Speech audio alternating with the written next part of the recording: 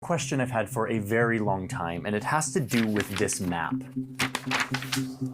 This is a map of the 18 states in the US where Democrats control the legislative and executive branches, or else have some veto-proof majority in the legislature. Democrats in DC often blame the GOP for foiling their progressive vision. When middle-class families see their taxes go up, they'll know Republicans are to blame. But if you zoom into these 18 states, there's effectively no Republicans standing in the way. So my question is, what do Democrats actually do when they have all the power? To answer this question, I teamed up with the Times editorial board writer Binya Applebaum. Okay, you got my attention. He's been thinking about and writing books about and reporting on this topic for decades.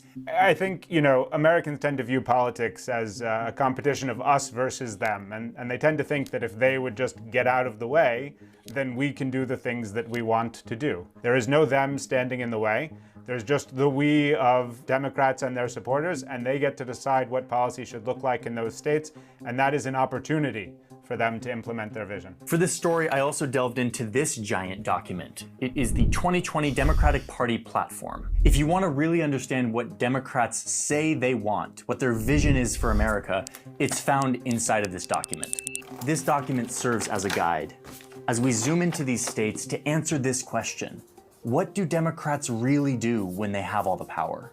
Nearly 554,000 homeless people from the 25 wealthiest Americans shows they're paying little in income taxes compared to their fortunes, sometimes nothing at all. We cannot, in good faith, blame the Republican Party when House Democrats have a majority. There's still very intense segregation happening in all kinds of forms all over this country. Okay, so let's start with California. To me, California is like the quintessential liberal state.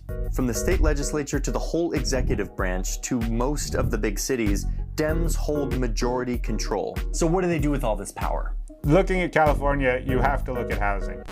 Okay, now wait, listen. When I hear the words housing policy, I tend to sort of doze off, but Binya insists that housing policy and what is happening in California is definitely worth looking at. You cannot say that you are against inequality in America unless you are willing to have affordable housing built in your neighborhood. And Democrats completely agree. Here in this document, the word housing is mentioned over 100 times. The neighborhood where you're born has a huge influence on the rest of your life. Children who are born in neighborhoods with degraded environmental conditions, with a lack of access to high-quality public services, poor schools, poor public transit, are at a permanent disadvantage. And they even say verbatim, housing in America should be stable, accessible, safe, healthy, energy efficient, and above all, affordable. Housing is a human right. Housing is a human right. The rent is going through the roof.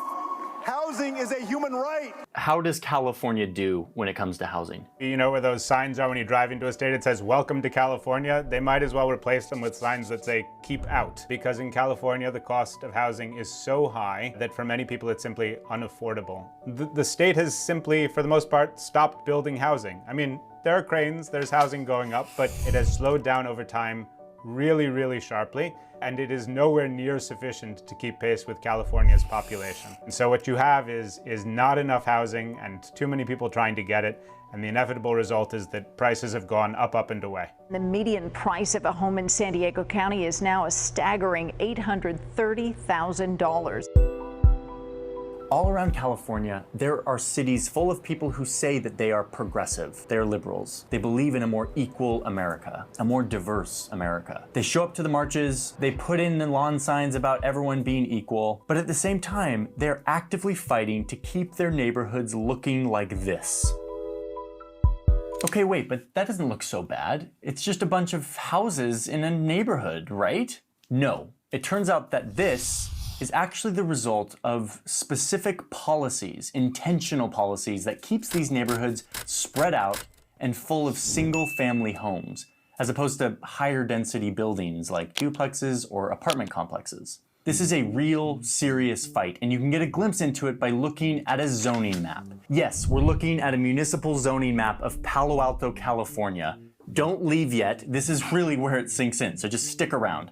So everything on this map that is yellow is zoned for single-family homes, like this and this. One family can live here. But here in Palo Alto, there are a lot of new jobs. This is a desirable place to live for new opportunities. Over the past 8 years, the San Francisco area has added 676,000 jobs, but only 176,000 housing units. So a few years ago, the city council voted to change the zoning of one section of the city right here.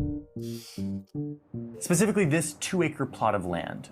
They wanted to change it from low-density housing to higher density housing so that they could build a 60-unit affordable housing complex for elderly members of the community. Okay, so they changed the zoning. Start building the 60-unit complex. No, the overwhelmingly liberal residents of Palo Alto decided to hold a vote to overturn the decision, to revert it back to low-density, single-family housing, back to yellow. And it passed, and the zoning was overturned. So now when you go to this plot of land, instead of an affordable housing complex for the elderly, what you're gonna see is this.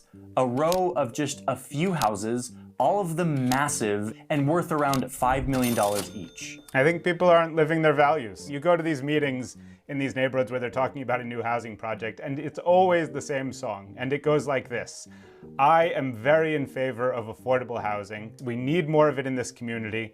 However, I have some concerns about this project. We have the hearts to do this, but we're doing it wrong, and we're dictating and harm onto the neighborhoods. And then off we go with the concerns, and then nothing ever gets built. This is happening all over California. And the result is that these neighborhoods are so expensive that they keep anyone out who isn't a part of this small group of super rich residents, many of whom bought their properties decades ago, and who spend their time fighting vigorously to keep the value of their real estate assets super high. If you want to keep Palo Alto the kind of neighborhood and community that we all treasure, low intensity, low density, safe for kids to walk to school, you've got to vote against Measure D. There's an aspect of sort of greed here and of nervousness about actually sharing those opportunities.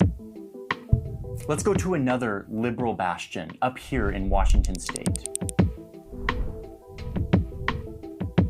The Democratic Party talks about taxation, saying that our tax code has been, quote, rigged against the American people. Democrats all the time are decrying the fact that tax cuts are going to the wealthiest Americans. It is time for a wealth tax in America. Democrats believe in a progressive tax system where the rich pay a larger share of their income than the poor. This is like the most basic policy vision of like a progressive movement. It's front and center in Democrats' policy platform. But if you go and look at Washington State, what you find is that in Washington State, if you look at the state and local taxes that people pay there, less affluent families pay a much larger share of their income in taxes than the wealthiest residents of Washington State. So people like Bill Gates and Jeff Bezos, two of the state's most famous and wealthy residents, are in this lovely situation of paying less in taxes as a share of their income than the poor people who live in that same state. And this is a fundamental inversion of the values that the Democratic Party professes. There's no state with a more regressive system of taxation than Washington State. And I'm talking like the most regressive, meaning Texas, which is like the conservative bastion of like anti-taxes, is more progressive than Washington State, liberal Washington State. How is that real? Oh, and guess what? Other states on our map also are in the top 10 of most regressive tax regimes, like Nevada and Illinois. There have been some changes, particularly in recent years, but the overall situation remains resistant to change. So I am very concerned that at this time, which is a very poor time to disincent people from creating jobs in Washington State, that we're even considering it. From that paycheck that you earn, more of that money is going to state government. And so the effect of that is basically to exacerbate inequality. Okay, so rich liberals don't show up when it comes to housing or taxes. Another major theme in this policy document is education. And the wording in here I find quite interesting. The Democrats say, quote, "We must provide world-class education in every zip code to every child because education is a critical public good." They use this word zip code to represent the fact that in America, schools get their funding based on the real estate taxes of the houses within that school district. The more expensive the neighborhood, the more funding goes to the school. So over here in Illinois, which is like the quintessential liberal state, there's this one county that contains the city of Chicago. It's called Cook County. The residents here voted overwhelmingly for Democratic candidates in the presidential and senatorial elections last year. Often what would happen is that this would just be one big school district, and that all the taxes from all the towns in this county would be put into one bucket and distributed equally throughout the county. But the residents of this very blue Democratic county have actually decided to divide themselves into more than 140 school districts. So now you have all these tiny school districts like this one, which are like gerrymandered around the richest part of town. And so all of the taxes from these rich homeowners go into one little bucket and then only get distributed to the schools within this rich region of the county. It can be on the same block that the town line runs through the middle of it. And if you live on one side of that line, you're consigned to an inferior education by virtue of the fact that you and your neighbors don't have as much money. And if you live on the other side, you're basically a member of a club that is sponsoring a private school, essentially, for the benefit of that small group of kids who are lucky enough to live in that affluent community. And the result is that poor communities have less money to educate their children, and rich communities have more money to educate their children.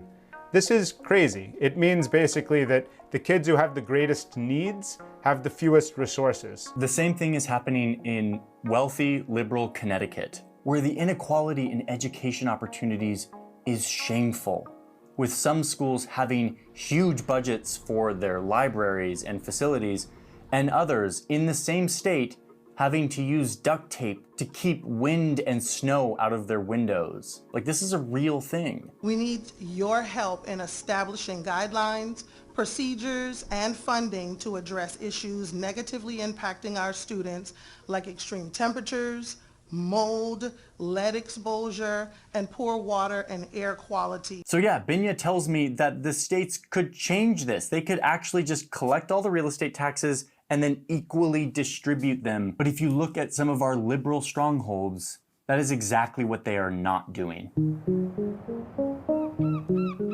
Let me be clear about something.